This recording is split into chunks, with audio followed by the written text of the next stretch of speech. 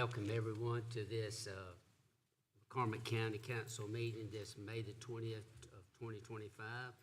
At this time, I'm going to ask Ms. Brown to do our invocation and Mr. Jennings to do our pledge of allegiance. We come at this time, Lord, to thank you for this day and for this gathering. We thank you for the people who have joined us for this afternoon, Lord. You know the purpose for which we're here. We thank you for the members of County Council and the work that they do and our staff. We couldn't do anything without them, Lord, and we thank you for allowing them to be able to do what they need to do so that we can do what we need to do. We pray special for all our constituents across McCormick County, not only our constituents, Lord, but those everywhere gathered in the state and in this nation and across the world. And we thank you for your many blessings. In your Son's name we pray it all. Amen. Amen. I pray to allegiance to the flag of the United States of America and to the republic for which it stands, one nation, under God, indivisible, with liberty and justice for all. This time, Ms. Barnes, would you do the roll call, please? Bernie Hamby. Present. Charles Jennings. Present. Charles Cook. Present. Jackie Brown. Present. David Marr. Present. G.P. Callison. Present. James Hipp. Present. Okay, we do have a quorum. At this time, I need approval for minutes for council for our meeting April the 15th, April the 25th, May the 5th, and May the 13th. So moved. Second. Any discussion or corrections? Hear none, all in favor of approving the minutes, right hand. That carries. All right, Miss. At this time, we have a little special recognition. We got a guest, and we're very excited that she's going to come before us. She's just been recently appointed the new president of South Carolina Clerk of Council, Clerk of Court and Registration. Miss Gwen, you are our speaker for tonight.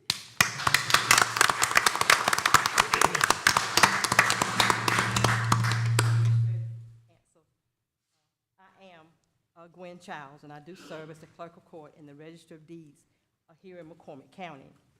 First, I would like to thank you all for your present and your past support, supporting me as Clerk of Court and Register of Deeds. I'm honored to stand here today before you this evening to announce that I have now been elected the 2025-2026 President of the South Carolina Clerk of Courts and Register of Deeds Association. Awesome.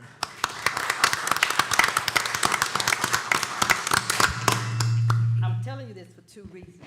One is, I need your support in helping me in representing not only the state of South Carolina, but McCormick County in this conference. Our annual conference is coming up in September 2028, and we will be serving approximately 200 people. The second reason I tell you this is because I want the county that I represent to shine big. Okay. And to do that, council, citizens, I need your help. Some of the ways that you can help me, first of all, is prayer. I need prayer. The second is I need donations, whatever it may be, monetary, items for gift bags, representing McCormick and or any business that you may have. It would just be so kind of you to help me to represent not only South Carolina, but again, to represent my county, your county in which we reside. If you are interested in helping me, I've given you the ways that you can help me. I do ask that if you will and if you can, if you will contact me. I'm in the office Monday through Friday, 9 to 5, except if I'm out for meetings.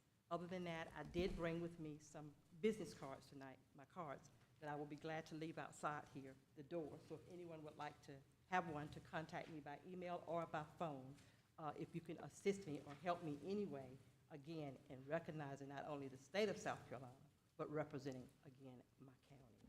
Thank you.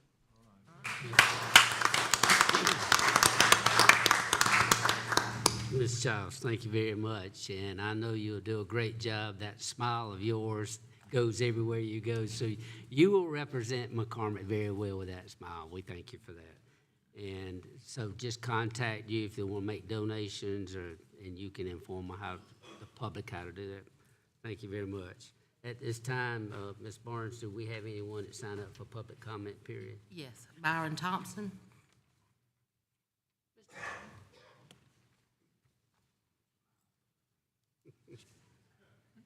I didn't see you back there, Mr. Thompson. You kind of, There's a good reason for that, I guess. Good evening, Chairman, board members, citizens. I I'll be making a short comments. He didn't get that one. I'm speaking on the issue of ordinance number 2, which you're dealing with this evening.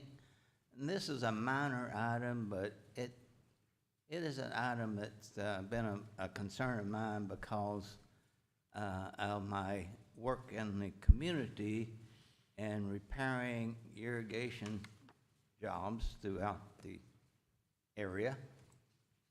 We have a number of aging citizens and non-aging citizens that don't always pay attention to how much water they're wasting and the leaks that they have. And we passed an ordinance several years ago, and I'll be partially responsible for maybe not getting it wording quite right. But right now, the way the ordinance speaks is that if you have a major water leak and that you're on the county system, you're able to take advantage of part of the ordinance where it tells us that every 3 years you can file for relief on the water on the charge. And in that, you only have to pay, and let's use an example of 5,000 gallons of water that was lost. Go back and calculate that, and you pay the amount that we have to pay, the county has to pay per gallon for that water. That's the rule that it stands right now.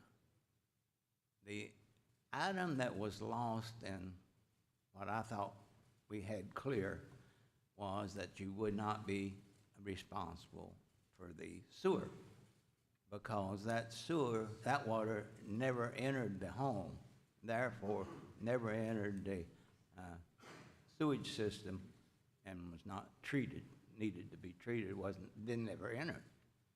So all I'm asking you to make a minor adjustment in the ordinance to calculate that 5,000 gallons of water that was lost not be charged as sewage. For example, that 5,000 gallons of water that was lost, the customer has to pay per gallon what the county is paying for the rate at that time. Say it's $3 or $2.85 or whatever it's going to be. Then that 5,000 gallons, though, would not be charged against sewer. And that would be, the previous ordinance would have said $8 per thousand. So that would be $40 relief. Doesn't happen that often, but it does happen especially where we have aging owners and they're not aware of that kind of problem until they get their bill. And it's a minor thing, minor wording change in ordinance to help out with that issue that I thought we solved a few years ago, but we didn't quite make it. And I appreciate your review of that and hopefully make an adjustment. Thank you very much.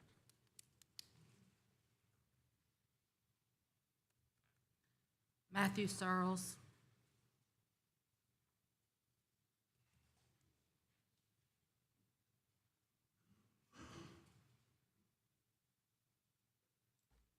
Good evening, councilors and everyone on the council. It has come to my attention that I requested some information through the Freedom of Information Act from the sheriff back in November the 15th. And by it saying 5 months and 5 days to come from his department to Ms. Krista Barnes, and I felt like that was slapping a total disabled veteran in the face because I requested that information. By him not addressing that issue, and he's basically just telling me he don't want to talk to me. It happened 3, 4, 5 years ago, and he don't want to address it. But according to the Freedom of Information Act, I requested information about deputies that had complaints filed against them. I got the list from Mr. Callison, and the deputy that I had the complaint against, his name was not on the list. I think Mr. Callison told me I need to basically write another formal complaint. And to me, as a total disabled veteran, they said we won't die for nothing, we'll live for something, or flip it and say we will die for nothing, live for something, flip it either way. But if you're saying that what was done to me was right, as the sheriff, to me, he hasn't addressed that issue.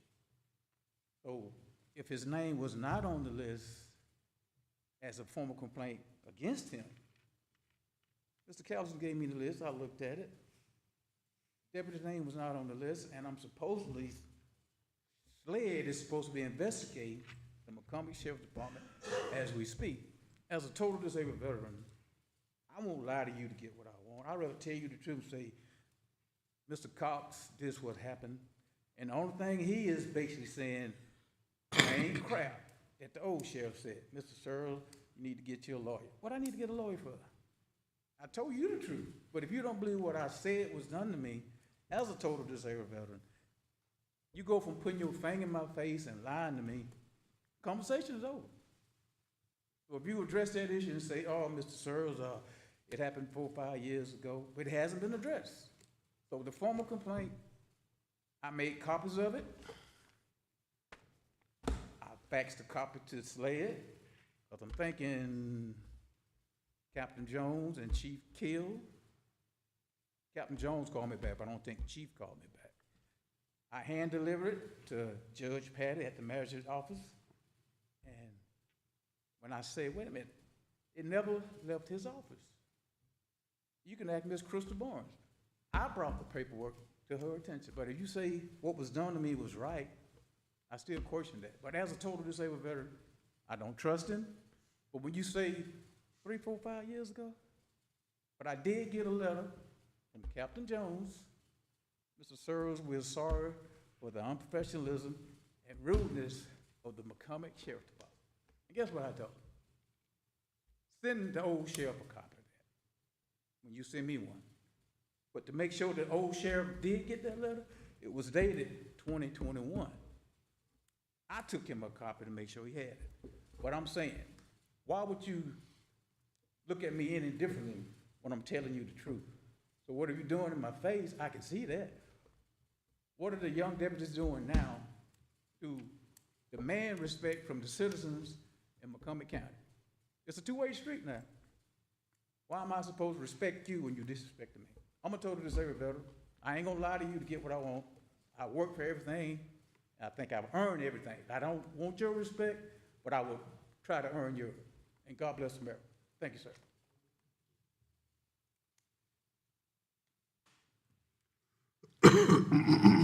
Ken Kinkley, okay.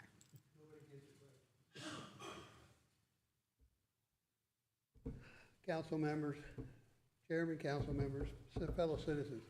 I hate to come up with, start talking about the sheriff's department after that. So hopefully you'll listen to what I got to say tonight. I attended the Coffee and Conversation event last Saturday out in Clarks Hill and was dismayed to find out they were losing another pair of deputies out of the sheriff's department. Now, I work in the EMS system here in the county. I'm part of the Sandy Branch Fire Department. As a matter of fact, my fire chief's here tonight. We're all volunteers over there, well, except for Bob. But we're all volunteers over there, so we make book, if you want to call it that, okay? When we have fires, we have enough people to go out and take care of it. Not having enough deputies, and the deputies that are leaving for one thing and one thing only. They have to take care of their families. It comes down to money. One individual is gonna make $20,000 more working in Lawrence County. Now, I'm sure the people in Lawrence County are fine people, but they're not McCormick County people. And for them to get one of our guys simply because of money, now I know you guys are working on the budget and stuff, and I know we got different priorities, okay? But if we can't keep the public safe, all the other priorities kind of become a moot point. So I don't know what you guys need to do, and it's really in your lap. Because I know us in our fire department, we come to you for equipment needs. Our part of the budget is we need a truck, we need this, we need that. We don't come for people because we get volunteers. But Sheriff Cox doesn't have volunteers. He's got to have sworn deputies to do what he needs to do. I know Chief Willis, same thing in McCormick Town, right? They went through a rough patch there where they didn't have enough people. And who picked up the slack? Sheriff's Department did. Okay, but we're not gonna be able to do that if we keep losing quality people. Now, people's quality, this gentleman over here, it's not always gonna be the same. It's not always gonna be even on the board the whole way across. But if we don't have the people to take care of us, God forbid if we have some kind of an incident similar to what happened just 40 miles down the road on the interstate outside of Augusta just a couple of weeks ago.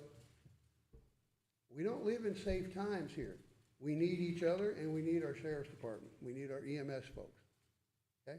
So I ask y'all to please put that on your priority list, bump it up wherever it is now, up a little higher. Thank you.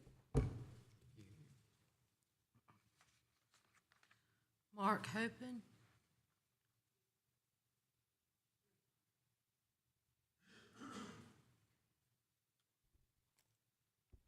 Chairman, Board, thank you for giving me a few minutes to talk. I was able to join the joint session last week with you all at the school board. Unfortunately, not too many other public members did, so I got a general idea of what they're asking for, as well as, I know you're all in budget for the whole county and other areas as well. The presentation there was potentially for $390,000 increase in their budget. I don't know what the other budgets asks are. I know we're seeing an increase in the taxes based on assessments coming out, as well as we're seeing a cost increase from cost of electricity going up. So my ask for you all is I know it's a hard ask. You got people pulling for you for money, and we're pulling for you to not pull it from us. So do what you can to balance with what you got and not do the levy on taxes and not do an increase. Thank you. Mark Blankenship.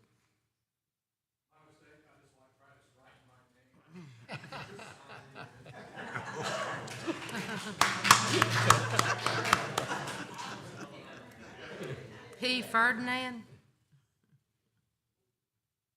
Ferdinand.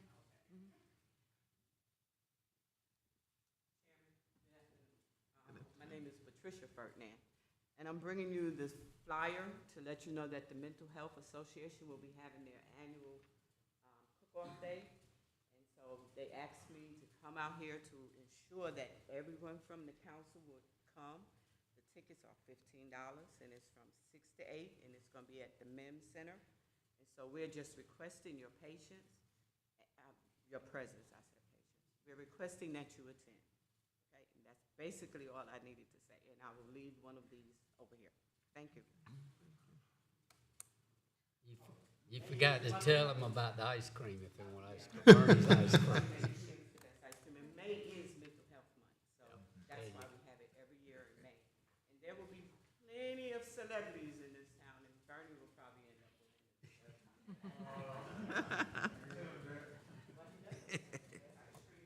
it. Robert Morris.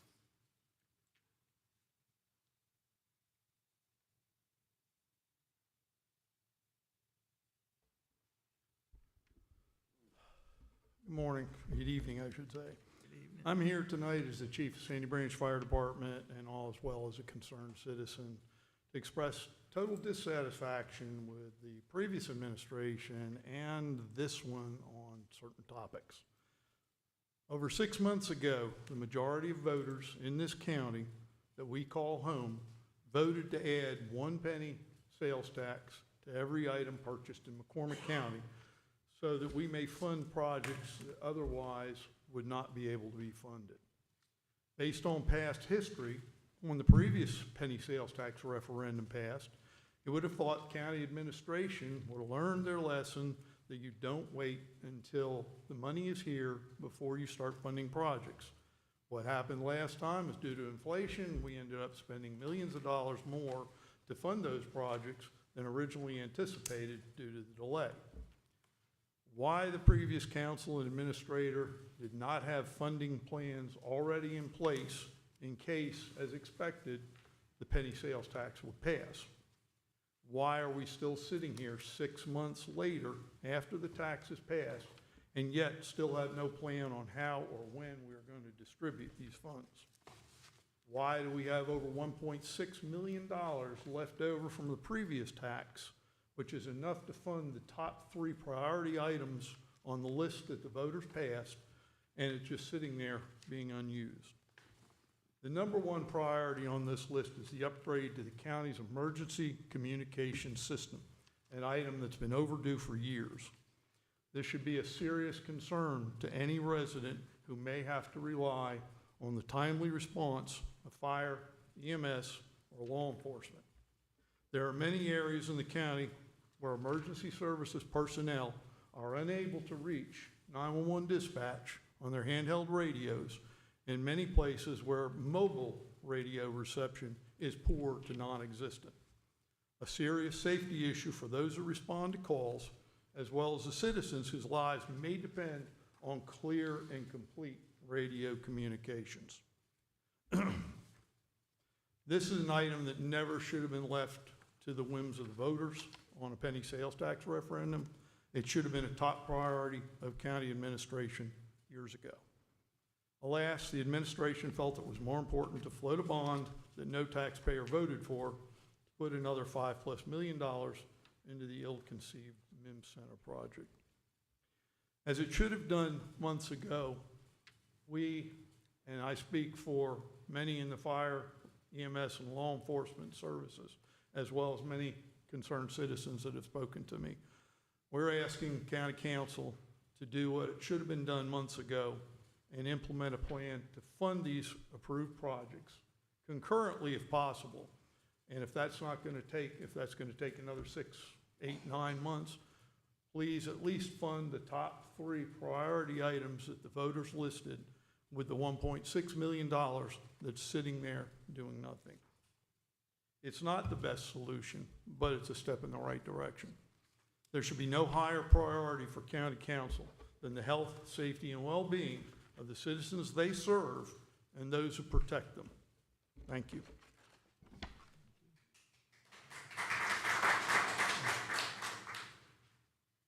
There's no one else on the public comment. Is that it? That's it. Okay, at this time, we're going to enter into our decision items, and the first one is an ordinance for the passage of the county's budget, and I'm going to ask Mr. Hipp if he would do, he's got an overview for us to look at and do some explanations before we vote on the second reading. Mr. Hipp. Thank you, Mr. Chairman. You come to second reading, I've put together some thoughts of some information that much of this first part of it you have or you are already aware of.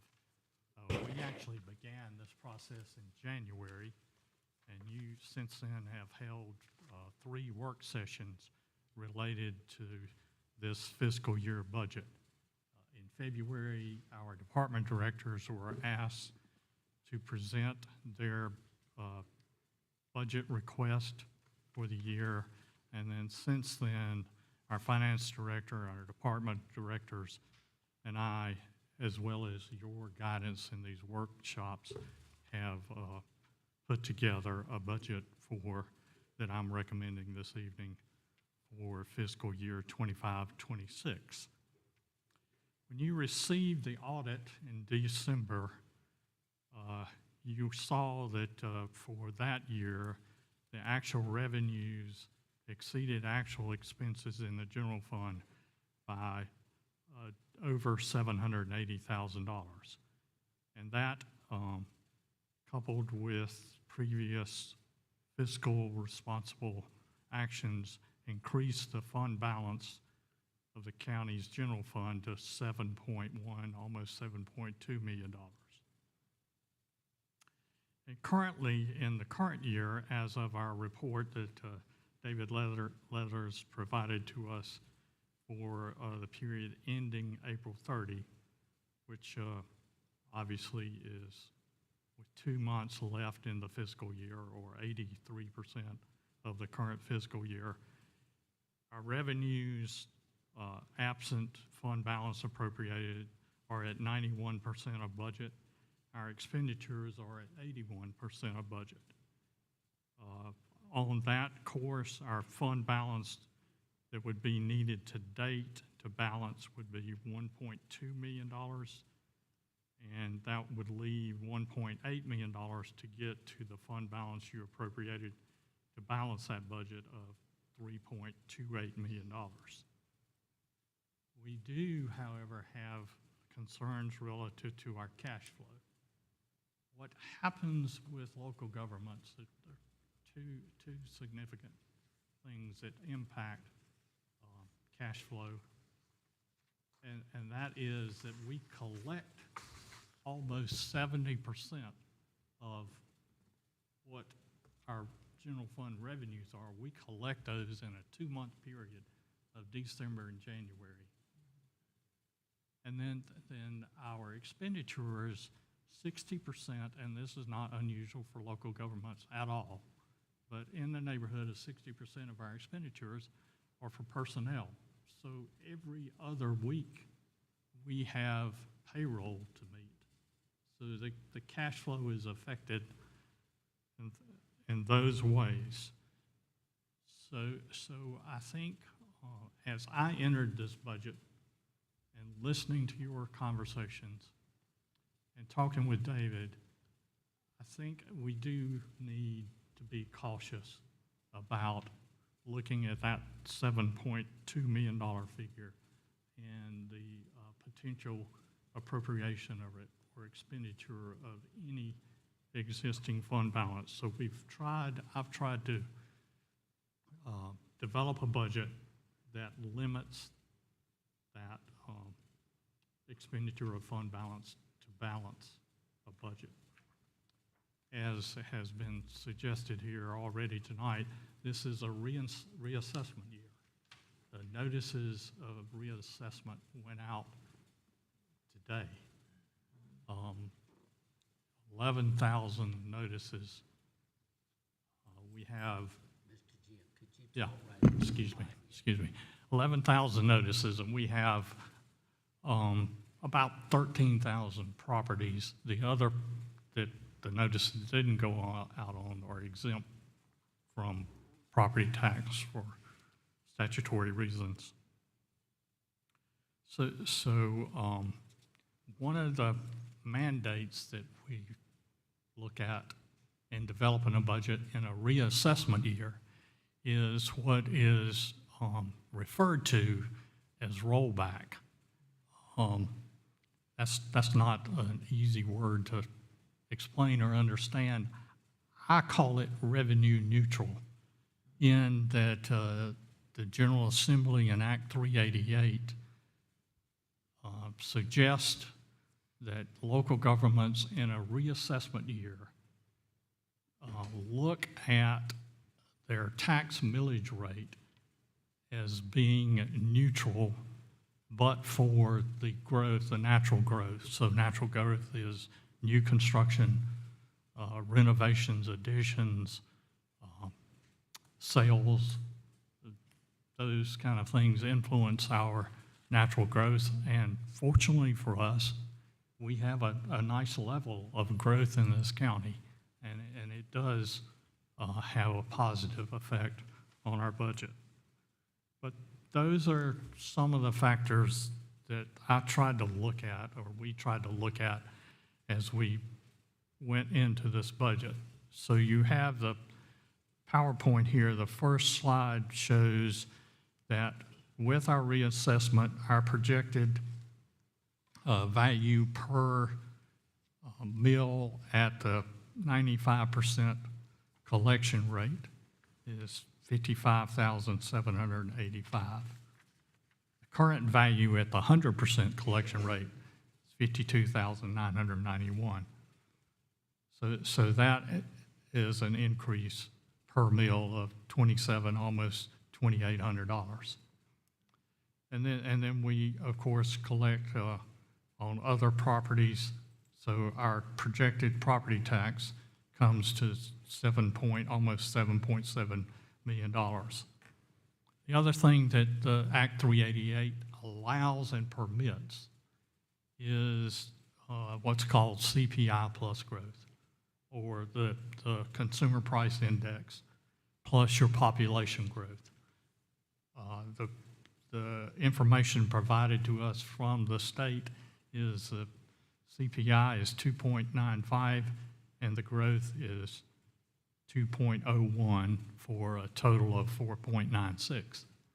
Now, I've said that, and I will tell you that as presented here tonight, I'm not projecting that we take any of that at this point.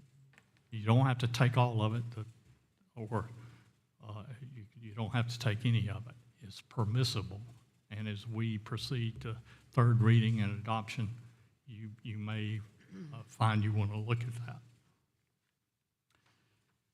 On the second page, just gives you what a balanced budget looks like for the general fund at $15,269,242, and I would remind you that the current is $15,556,535. So yes, I'm proposing a general fund budget that is less than the general fund budget of last year, and I will explain some of the reasons there as we go along. I would point out the fund balance of $1.965 million. The current we appropriated and hopefully don't use all of it is $3.2028. So we did drop back there.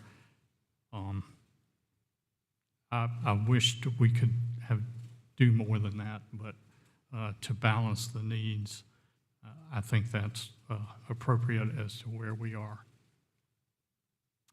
The next two slides do by county general fund department list the expenditures for each department.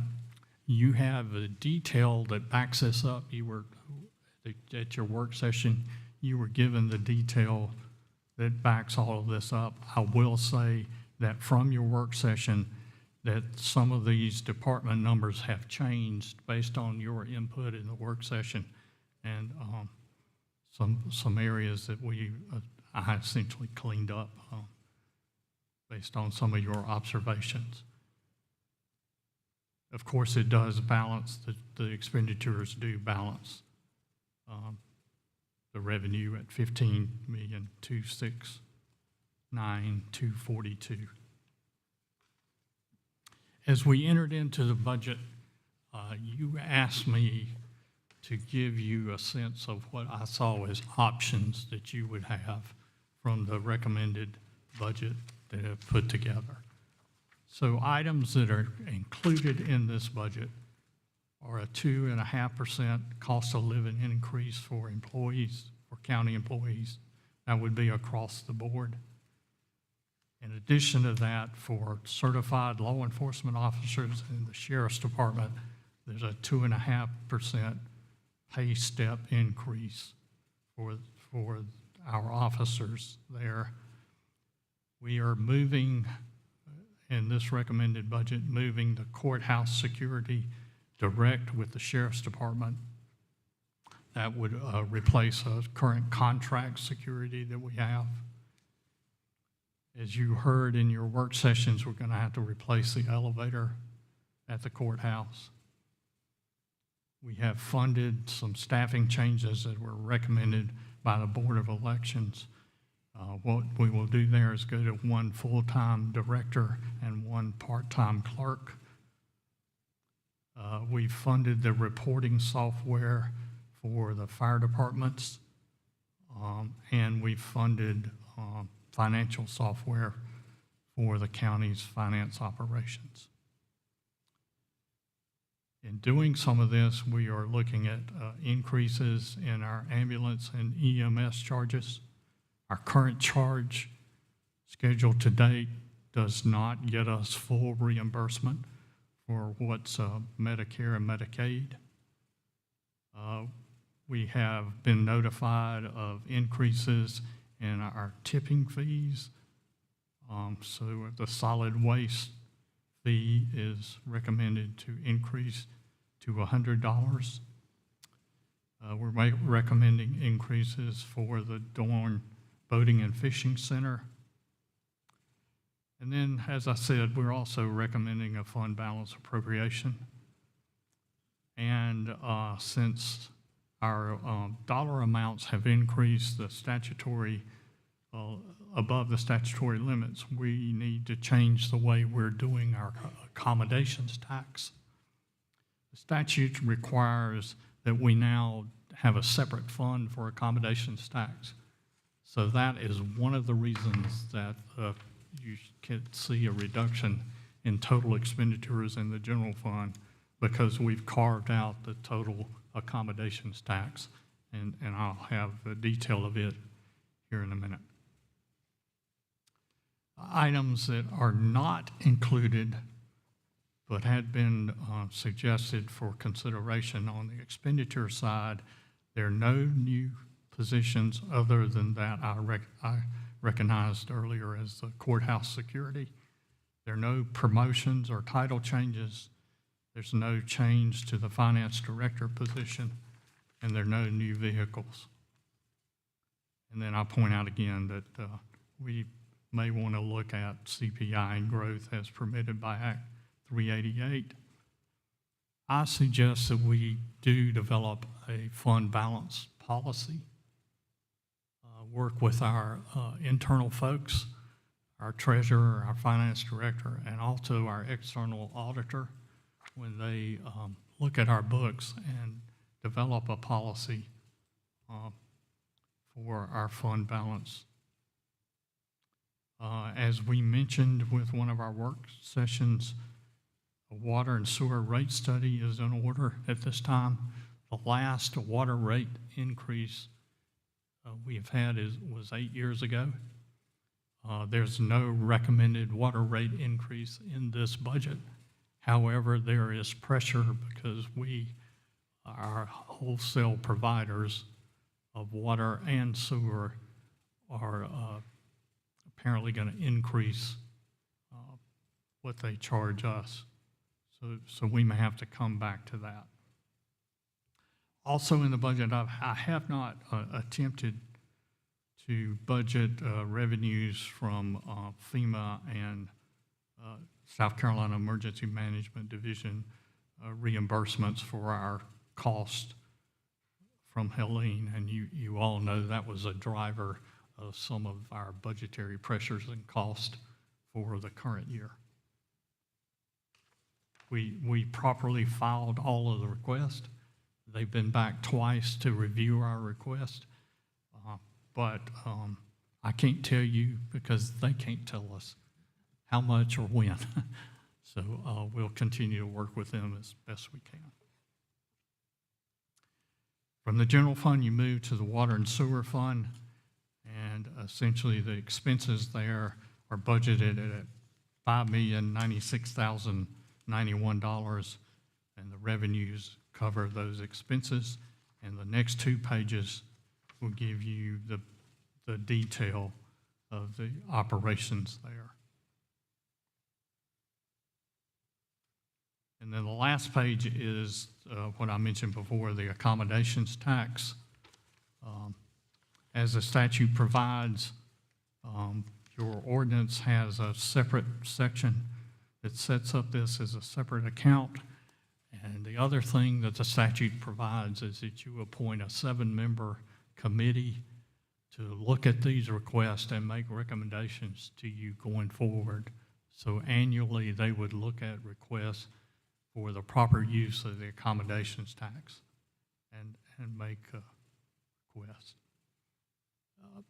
That accommodations tax is distributed to us through the South Carolina Department of Revenue under the formula that's in the statutes, and it's a twofold formula whereby we get a percentage from all the accommodations tax that is collected in this county, and then all of the folks that come to the coast and visit our state and other places contribute to accommodations tax that goes into a state pool that is then distributed back to all 46 of the counties. So that's fueling some growth there as you see those numbers. Mr. Chairman, I'll stop there. How about that? Very, very good report, and since this is part of the second reading and a decision item, we will, I know the council definitely is gonna have some questions, so we're gonna first address and vote on the ordinance 2501, an ordinance to provide appropriations for the fiscal year beginning July the 1st, 2025, and ending June the 30th, 2026, for the McCormick County budget for county ordinary purposes and for the county's purposes for which the county may levy a tax and receive revenue, to provide for the levy of taxes on all taxable personal and real properties in McCormick County for all county purposes, including sufficient tax to pay the principal and interest on outstanding indebtedness of McCormick County's payables during said fiscal year, to provide for matters relating to McCormick County, and to provide for the expenditures of said taxes and other revenues coming to the county during said fiscal year. What do I hear? Mr. Chairman, make Yes, a sir. motion instead of the second reading. Right. So that's why I'm asking, do I I give make me a a motion for the first second. motion? Yeah. All right, do I get a second? Second. All right, this time we now can ask questions. Mr. Chairman, Yes, sir. first I would like to point out that although the ordinance indicates that it contains sufficient tax to pay the principal and interest on outstanding indebtedness, that is not exactly true. The reason is we have certain indebtedness from some loans, but we also have indebtedness from bond payments that we have let that are covered under a separate millage rate that are not included in this budget. So when you look at this budget, there are several $100,000s a year in bond payments that we're making that come out of tax revenues, but are not included in this particular budget because they are covered under a separate millage rate. In terms of budget detail, I was hoping that the kind of information that would be presented to both council and the public would look like the ordinance that we normally pass, which has not only detailed expenditure data for each department by object class, but also has detailed revenue estimates as to where the money is going to come from to pay for it. Now, why is that important? In this particular budget, we have a line item that Mr. Hipp discussed, which is $1.9 million from fund balance. And he indicated that as a result of the last audit, we put over $700 million back into the budget that we did not spend. But what he did not say is that we took out nearly $2 million in cash in order to balance that budget last year. So we took out $2 million, but only put about $700 million back in. 700 million? Yeah. 700,000. Sorry. I wish you had 700 million. We But- wouldn't be having this But discussion. in any case, we're looking at a deficit with respect to the expenditure of cash. This year, we allocated $2.9 million in terms that we're taking out of cash in order to balance a $15 million budget. And I guarantee you, we are not going to put $2.9 million back into cash as a surplus, but we won't know that until the audit comes in January. So I am very, very concerned about that $1.9 million.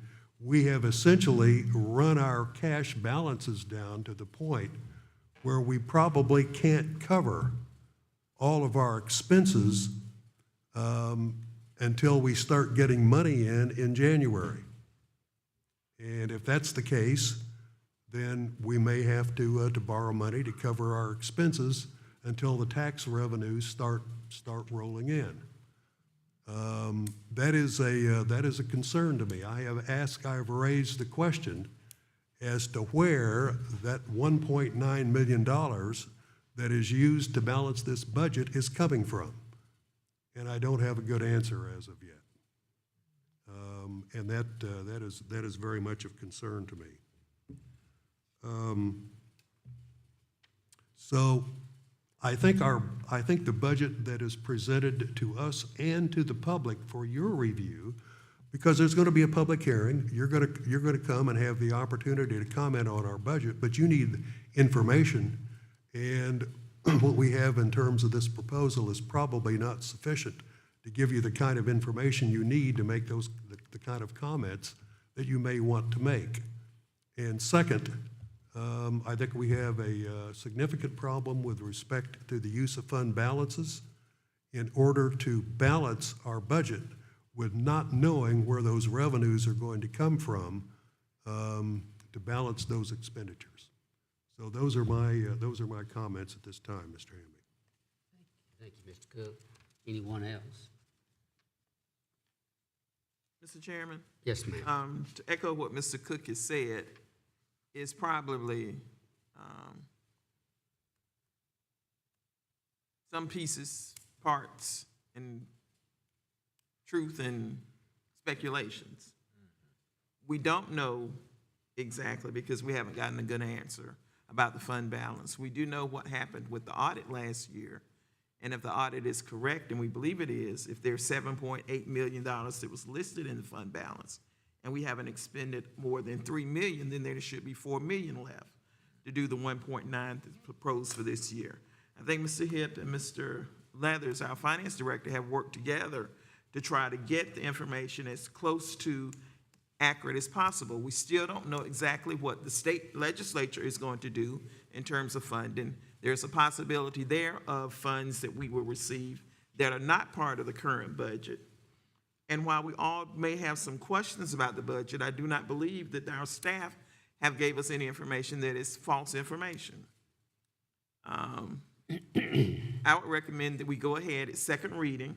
Mr. Cook is correct, and we'll have a chance for the opportunity for public to make comments at the third reading of the budget for a public hearing. And there will be some more detailed information that will be available. Now, that's all I have to say at this point. Thank you, Ms. Mariana. Just don't get Mr. upset Hicks. about, Mr. Chairman, Yes, sir. anticipated loan, that don't have any negative effect on your credit for a county. When you do a loan, you have to wait till the money come in. But I don't think to all that is, like Councilwoman Brown said, all that is speculation that what what we see in something in the budget, and we know we had a sound audit done in the past and show growth, and you look at your value of a meal, that is growth. So we are making progress. So I don't want nobody to leave here tonight thinking that we is in trouble, we is in the red. The county is not in the red. Thank you, Mr. Jennings. My final comment to Mr. Hip, I do appreciate coming in at such a short notice, and being an interim is a very, very difficult job, particularly in doing a county's budget from scratch, and I know they put in a lot of work. I would ask, before our next council meeting, I know in the past, Mr. Cook and I discussed that we get sort of like a spreadsheet with the last year's budget numbers, the project the requested and projected, just so that we can compare the line items in each department. Kind of helps us versus just one number there, because we can't reflect on, because we did all attend the budget workshop hearings, and we know what most of the requests, remember what most of the requests, and made notes on that. But that would, if you could work that up for us before next council.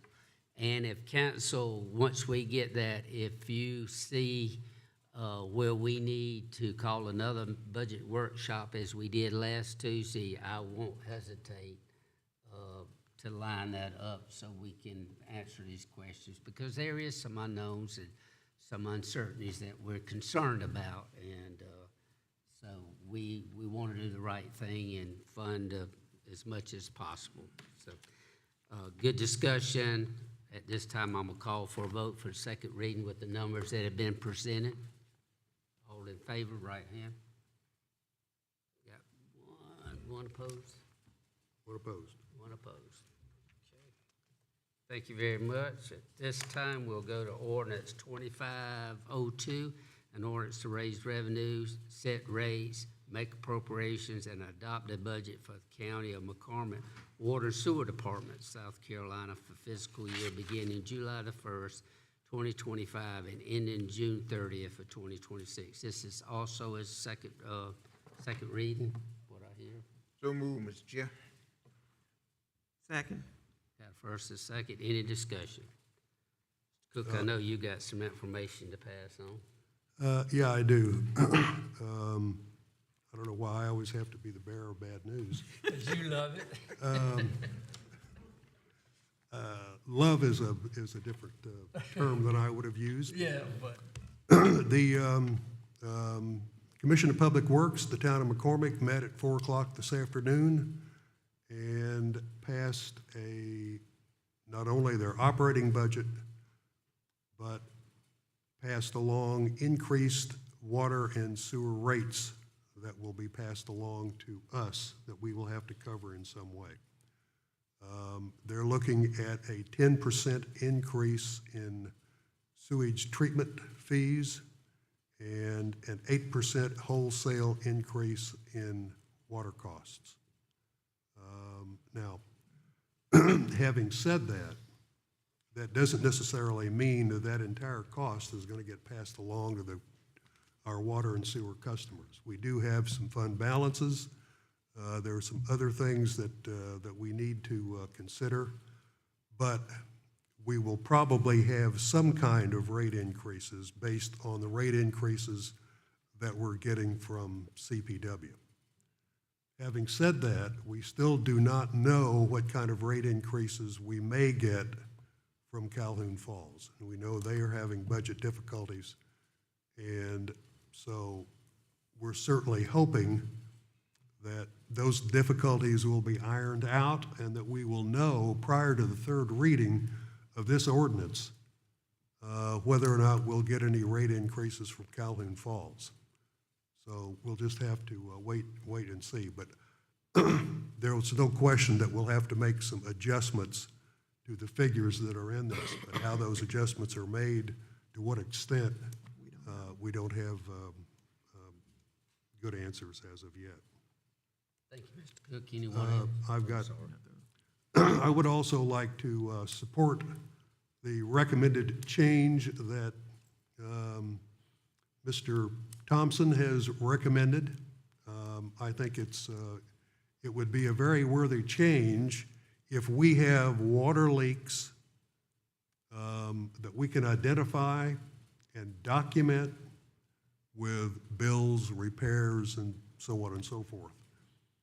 Then if that water is not going into the sewer system, there's no reason why a customer should be charged sewer fees for water that is not going into that system. Because as you know, we don't have meters to judge how much sewer. It's based on the water usage. And if that water is not going into the sewer system, then our users should not be charged to that. I don't have exact wording, but I will try to work with council and county administration to come up with some minor changes to the language that would permit the water and sewer department to at least deduct some or all of those charges from the sewer rates. What is not in here, and so I raised the question, and that is whether or not there have been any other changes to tap fees or other fees in this ordinance from the previous year. No, sir. Is there somebody here who can answer that? I can. No, sir. No changes to those. No changes to tap fees or other fees? Okay, all right. Thank you, Mr. Chairman. Anyone else? But the tap fees, Mr. Hitt, are they compared to the surrounding counties? So that would be part of a study that I suggested. But our tap fees are low and do not always cover our actual cost. So they bear review, but I think that review should be based on some full data that would inform a decision.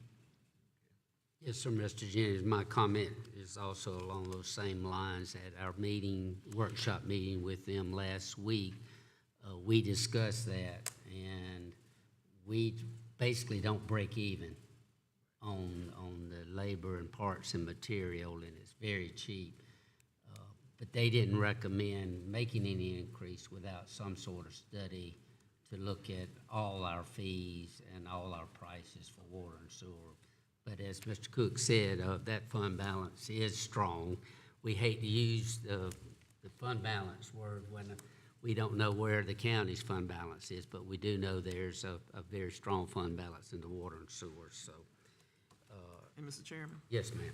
Just also to clarify the water and sewer, it is what's called an enterprise, and so it operates differently than regular county taxes program.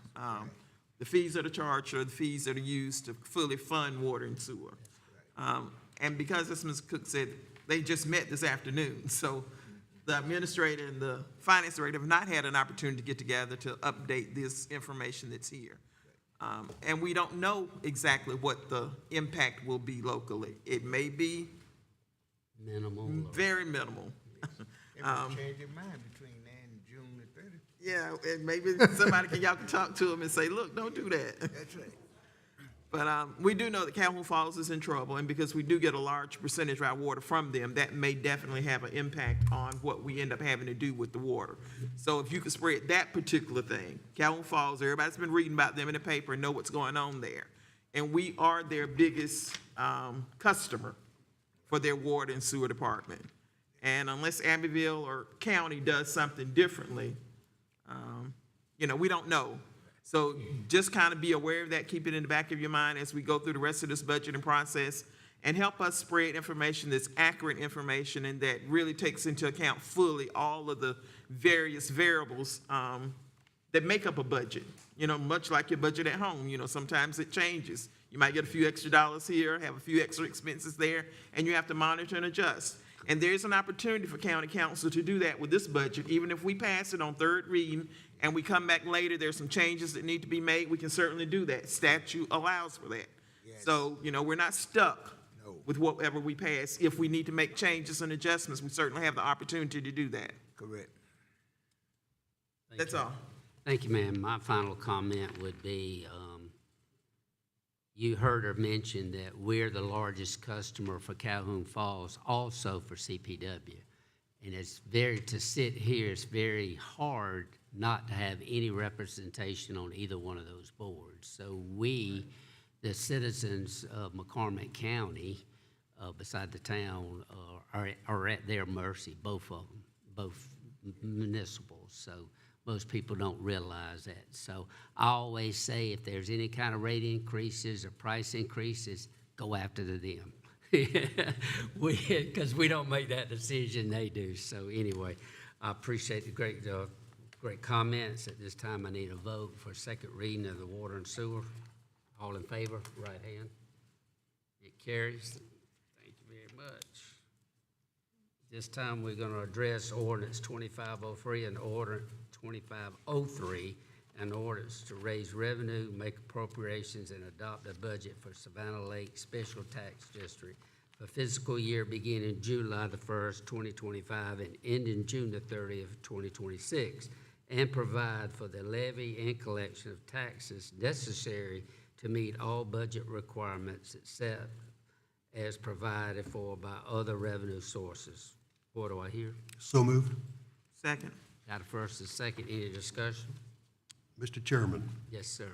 I have no problem with the bottom line of the budget. Normally, we have an attachment to this that lists the itemized expenditures by object class, and so I would, and that compares what we had last year with this year, and so I would ask that that document be prepared and attached to this before third reading. Thank you, Mr. Cook. Anyone else? No further discussion. All in favor, right hand, please. It carries. Ordinance 2504, an ordinance to provide for the levy of taxes for ordinary school district number 1 for fiscal year beginning July the 1st, 2025, and ending June 30th, 2026, to provide for expenditures thereof. Council to consider second reading. So move, Mr. Chair. Second. Got a first and second. Any discussion on the school's budget? Mr. Chairman? Yes, sir. I would simply note, as has been already indicated, the school district is awaiting the outcome of the budget negotiations between the members of the House and Senate conference committees that are now meeting in the legislature. And they are looking at the funding formula that has been implemented in the state that's having an adverse impact on some of the school districts, not only on McCormick County, because they're only looking at a couple $100,000, which they can probably absorb out of their surpluses or their fund balance without too much difficulty. But if you were looking at the Index Journal, District 50 in Greenwood, I think, is looking at a $3.5 million deficit based on the application of that funding formula. So I think we'll be able to pass a school district budget as soon as the state makes a decision with respect to maintaining the current formula fund, how much they're going to provide in terms of reimbursement for the mandatory increases in salaries that they are requiring, and also how much they're going to require the employer contribution to employee health benefits to go up. So those are the three major questions they're going to answer before we can, before the school district can come up with a firm budget and give it to us for approval. Thank you, sir. Anyone else? I would just comment, I don't know if the public sees, but what we received, the total revenue request is $11,953,074. there's an increase in there, and they are anticipating a millage increase to cover some increases, but there again, no one has any clue what's basically going on in Columbia with our delegation and legislation. And so we do know, and, you know, we, by law, are supposed to pass our budget by June the 30th, and in the past, where we've had to wait on the state to make these decisions that Mr. Cook has discussed, we've had to do a resolution of continuation of their present budget until we can get all these numbers. But we met with them, and they had basically hardly any numbers from the state, or we don't know anything much. So, hearing that, all in favor of passing the second reading, raise your right hand. It carries, Ms. Barnes.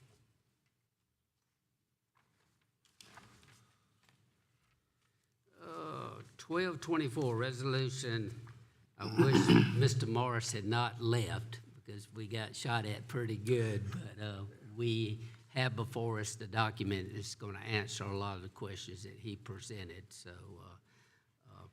I will give him a call as soon as this is voted on to let him know that we're going to be able to do some of the things that he's wanted us to do pretty quickly. Resolution 1224, resolution adopting a capital project sales tax recipient funding agreement and a CPST disbursement request. Council consider resolution. So moved. Second. Any further discussion? Mr. Chairman, Yes, sir. I think these are good documents. I don't really have a problem with them, but the one thing that they do not include is information on the surpluses that were accrued during the last tax, capital project sales tax. And so I've got just some minor changes to the language to take into consideration the possible expenditure of those surplus funds. I think Chief Morris indicated that they were in the neighborhood of $6 million. I think that's probably closer to $2 million. Is that correct? 1.6. It's 1.73. 1.73 million. So it's, okay. So I would make propose the following amendments. On the resolution itself, now under the now therefore, number 1, revise that to read the capital project sales tax recipient funding agreement and CPST funding disbursement requests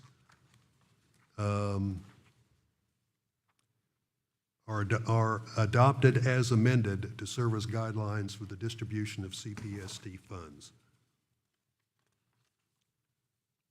Over in the capital project sales tax recipient funding agreement, in the next to the last line of the introduction, it says these funds and add and any others from the previous capital project sales tax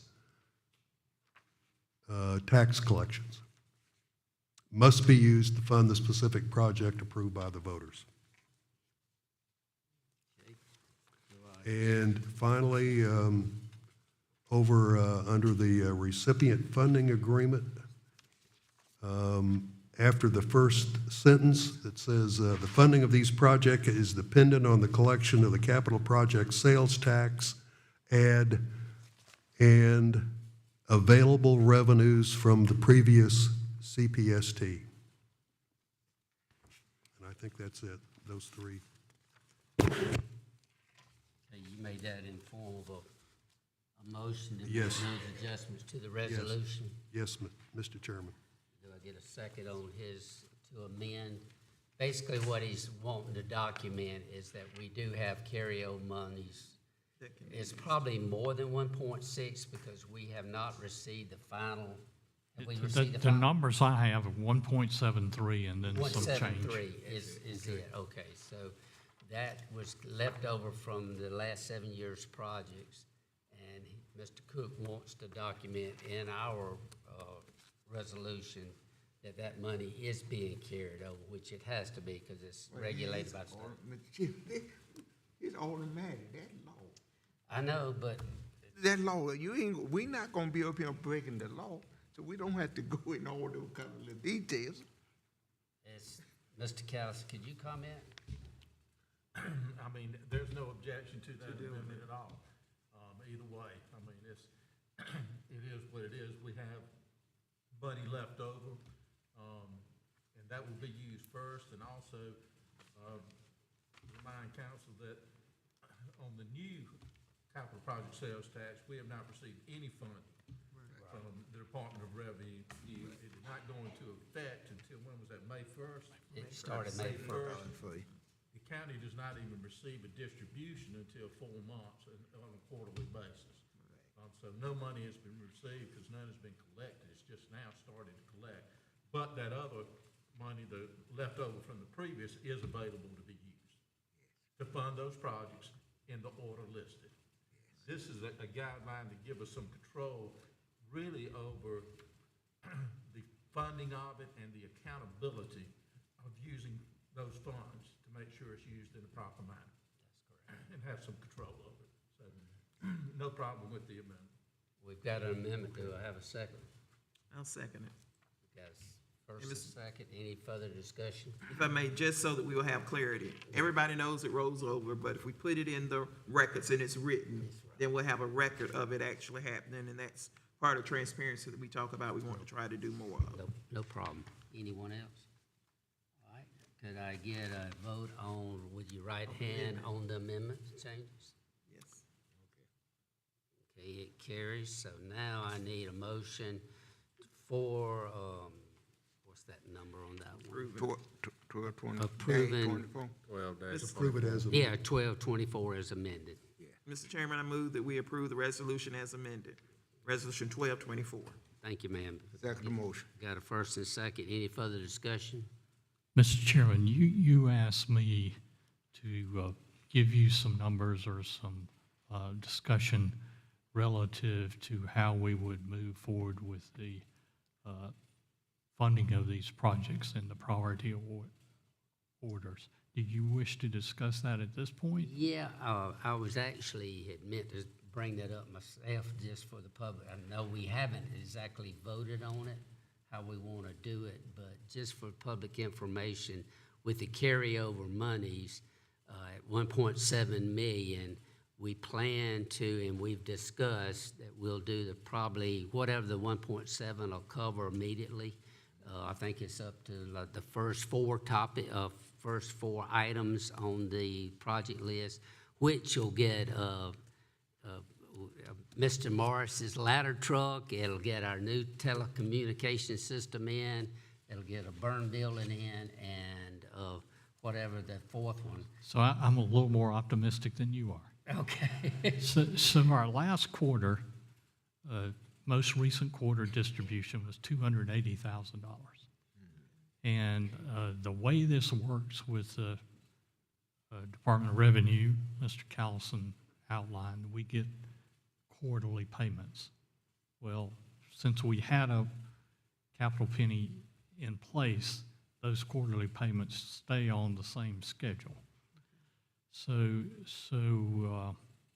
I think we can get probably to 7 projects on that list with the money we have available with that quarterly. And you know what they are, but I would observe they're all public safety needed items that, yes, indeed, we should move forward with.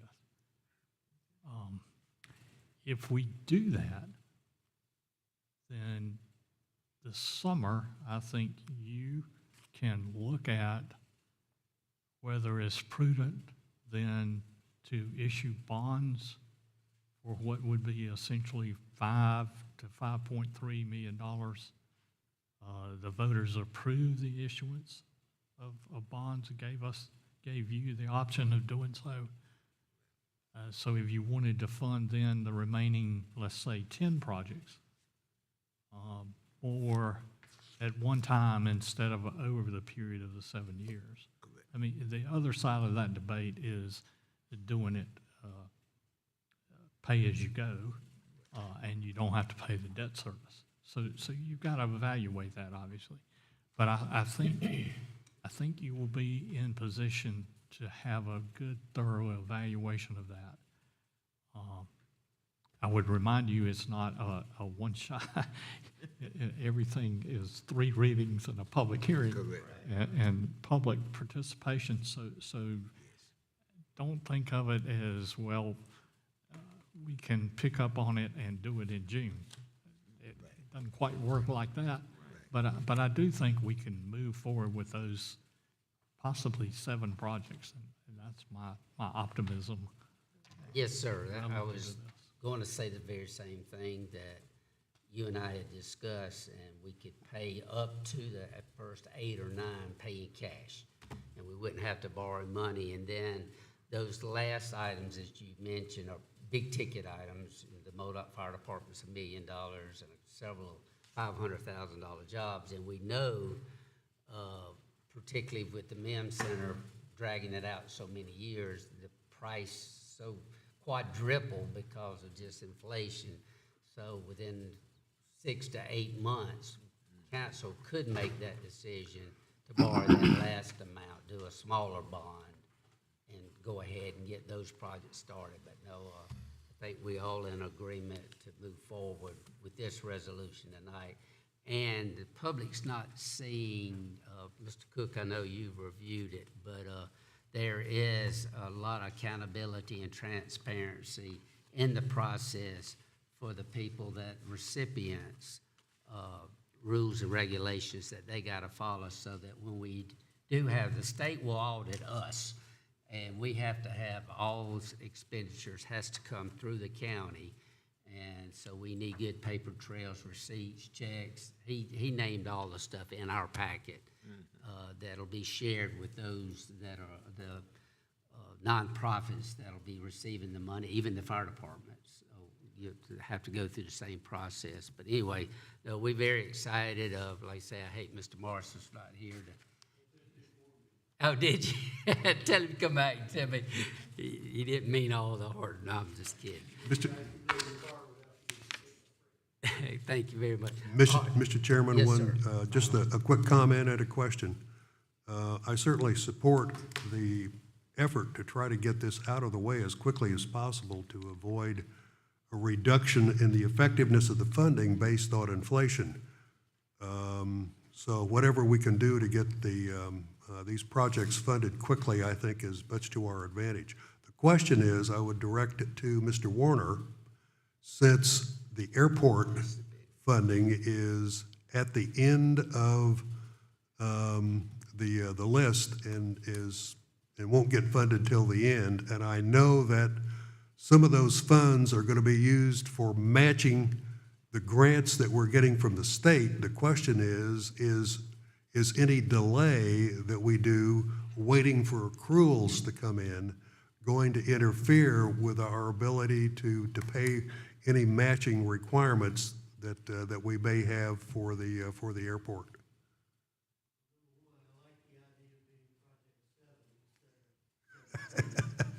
Right.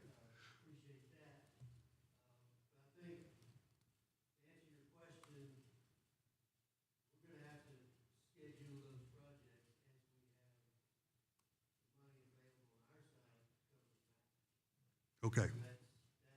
So the answer is no, you won't be harmed by waiting. The only unknown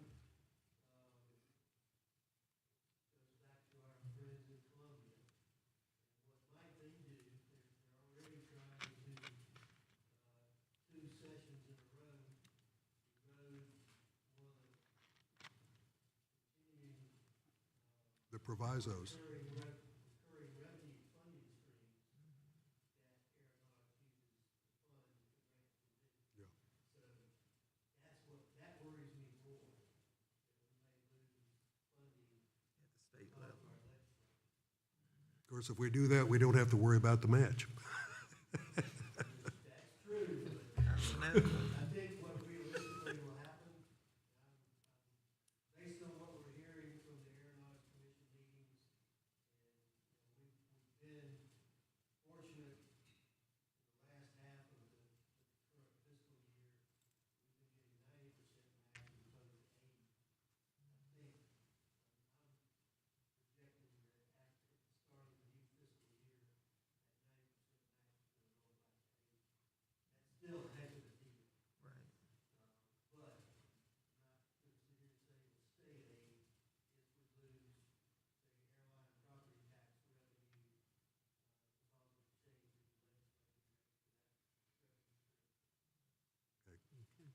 thank you. Now we need a vote on 1224, the resolution adopting these capital project sales tax. Did we do it first and second? Yes. All right, so all in favor is right hand, thank you, it carries.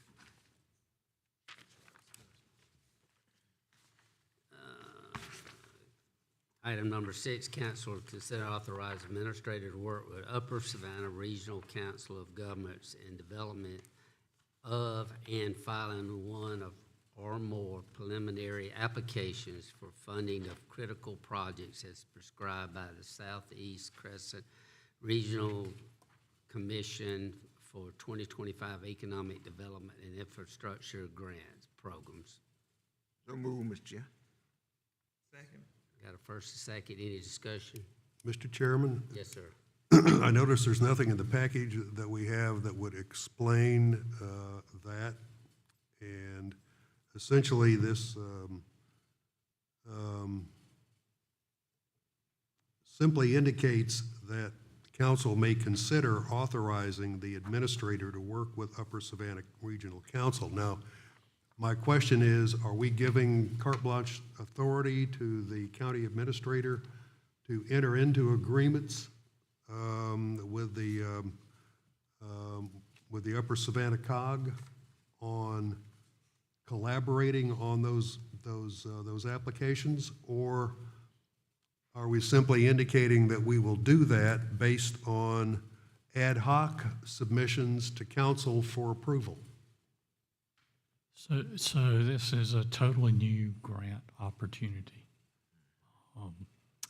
The COG has indicated to me they're not aware yet of whether we can apply for one or more than one, and they continue to do their research and have their communications with the officials at the regional commission. The preliminary application is due May 27. So there's a short turnaround. We were just advised of this. We're in a category with the commission that allows us to, if we are successful in receiving a grant, allows us to move from a 50% match to a 20% match. So my request here is to allow me to work with the grant writing officials at the COG in order to submit what would seem to be a viable pre-application, and then submit to you full disclosure of all of that with your June meeting. And that would be prior to, you would want to, and I think need to, give approval to moving forward with a final application. So the only obligation here is to submit the potential of submitting a preliminary application.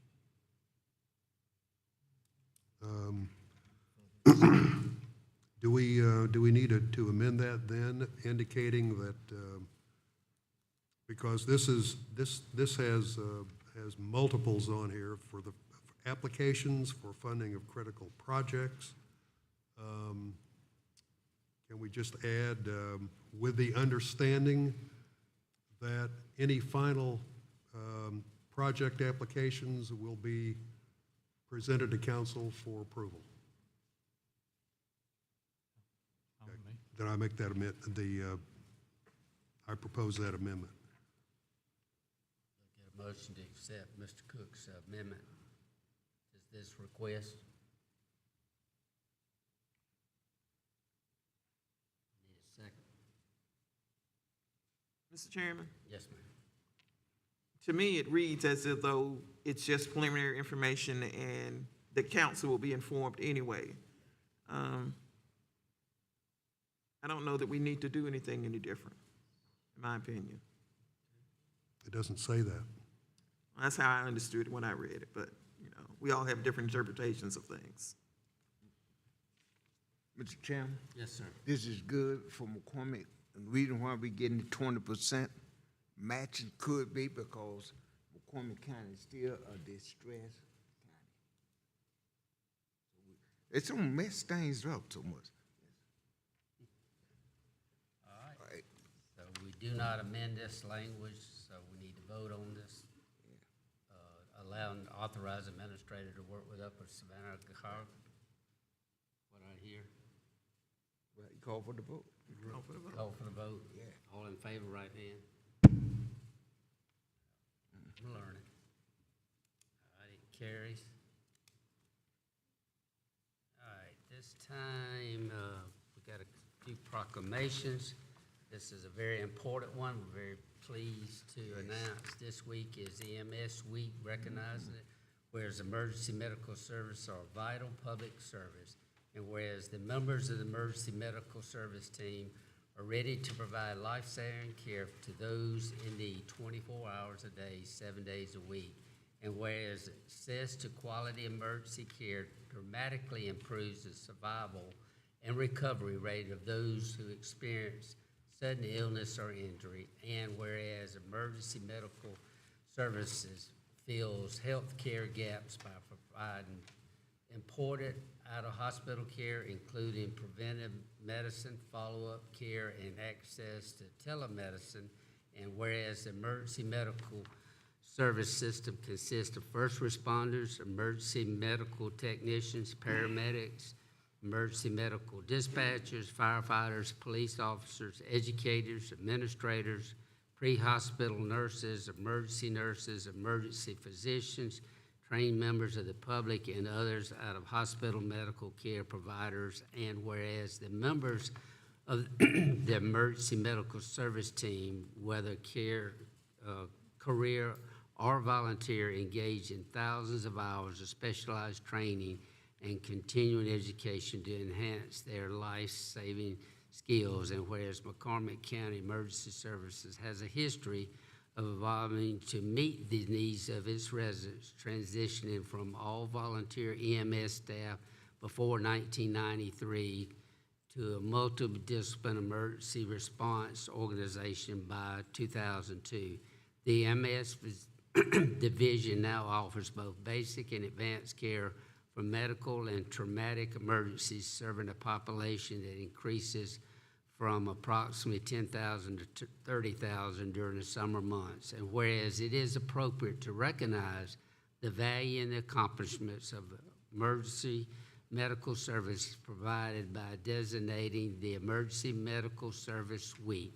And now thereby it resolved, I, Bernard Hamby, Chairman of McCormick County, do proclaim this week, May 18th through 24th, 2025, Emergency Medical Service Week. The 51st anniversary of EMS Week theme is EMS Week, We Care for Everyone. I encourage the community to observe this week with appropriate programs, ceremonies, and activities in honor of the EMS professions and the essential service it provides. Adopted this day, 2025. Good job. I know we got our EMS folks back there, and y'all stand just brief so we can recognize y'all. Volunteers anyway.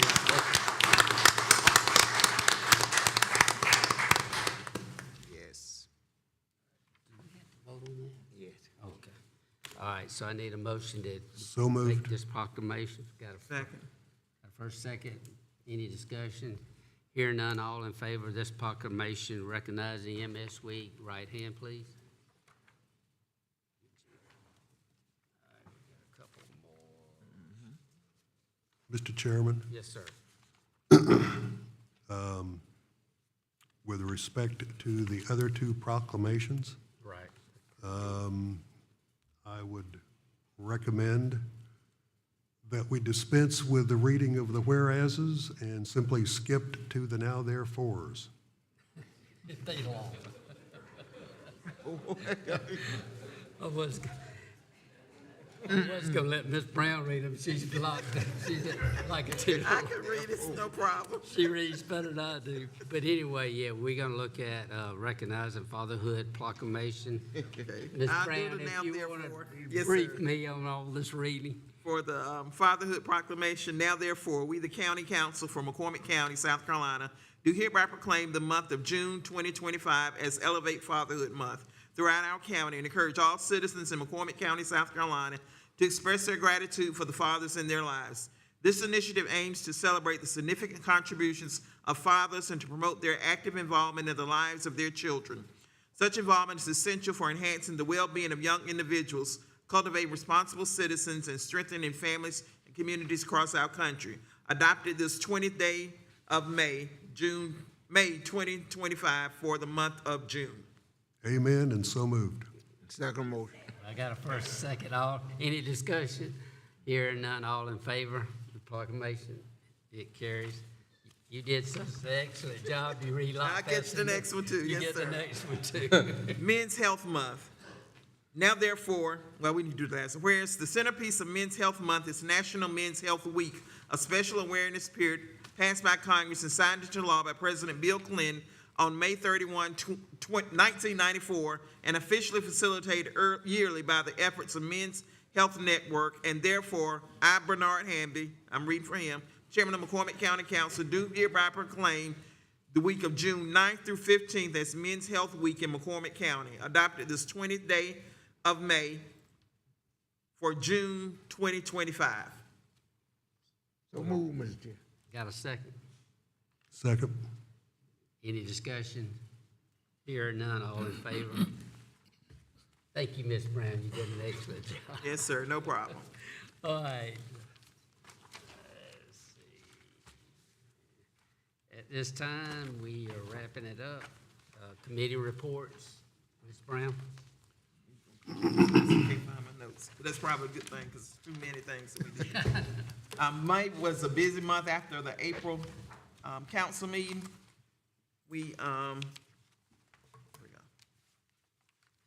We joined the elementary school for the Good News Club, their last meeting of the Good News Club down at the elementary school.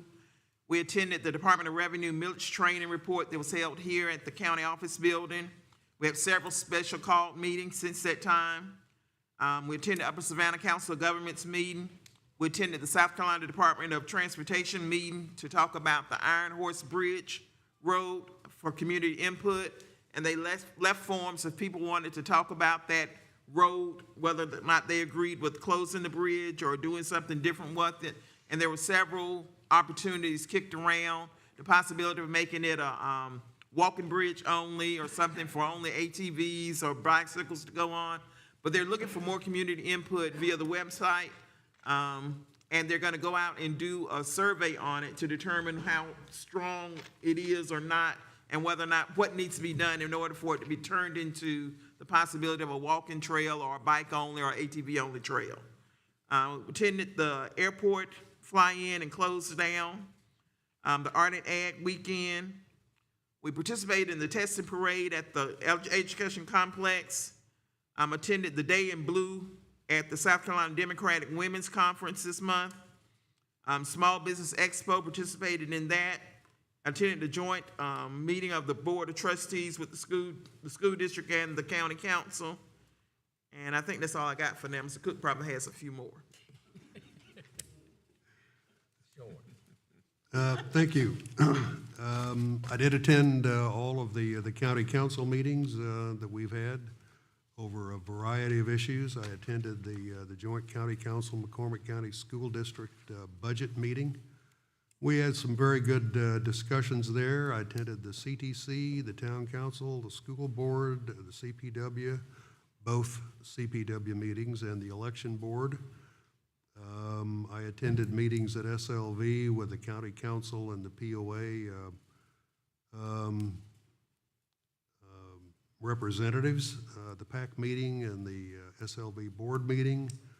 I did 2 NACO webinars on the first 100 days of the Trump administration, and obviously there are concerns there with respect to continued funding of some programs. Did virtual meetings with the 3 South Carolina Housing Commission committees. Did the chamber breakfast, the National Small Business Expo at the MEM Center Attended the DOR briefing on reassessments and rollbacks. Did the coffee and conversation with Third District Representative Sherry Biggs and Sheriff Chad Cox, and attended the McCormick County School District Spring Band Concert, and I was duly impressed with the improvements that they have made. It was outstanding. Thank you. Mr. Moore? No county report at this time. Mr. Jennings? Mr. Chairman, we attend most of the events that taken place here in the last month. We had the opportunity to go to the school last week. Senior won the football player, been accepted at school up in North Carolina, and so it's great. And also that we had this coming week. Don't forget about the mental health cookout. I know you're gonna have some ice cream, so that's good. Last week we had the opportunity to attend the Green Community Action Program taking place out there at Piedmont Tech. This past week, Monday, we was here for McCormick Coalition Moving Forward, and some good points were brought out in that meeting. And also, don't forget about the 23rd of this week at 10 a.m. That'll be the graduation at John Della House. And that Upper Savannah Council of Government is steady providing quality service throughout the county. You know, we have an aging population here in McCormick County, and they served over 863 homes, delivering meals. And also, they put in over 719 miles of transportation, providing to seniors taking back and forth to the doctor. I'm gonna stop there, Chairman. Ms. Tip, you want to come in? Just one on the item for information from the letter of engagement from Manley Garvin. Just to remind you, you're not asked to take any action on this letter of engagement because you have a previously approved contract with them that takes you to 2027. Okay, thank you. Good information. And I also have basically attended every one of the meetings that have been named, and it'd be redundant to go through all of them, but we have had a very, very busy last month, and we've got a lot accomplished and very excited about things happening. So at this time, I want to go into executive session. Mr. Chair, Yes, one ma'am. point before we leave. Okay. The actual McCormick High School graduation is June the 6th. Okay. Yeah. Just want to get that on record, too. Good deal. All right, can I get a motion to go into executive session? So move, Mr. Chair. Second. All in favor, any discussion? None. All in favor, right hand. And we're gonna take a couple minutes break going back. Just state the reason for this day. Oh, yeah, I gotta read that too, I'm sorry. Yeah, council, we'll go into executive session to discuss personnel matters related to hiring of county administrator and receive legal advice and discuss contractual matters concerning ultra-processed food litigations. Now, all in favor, right hand.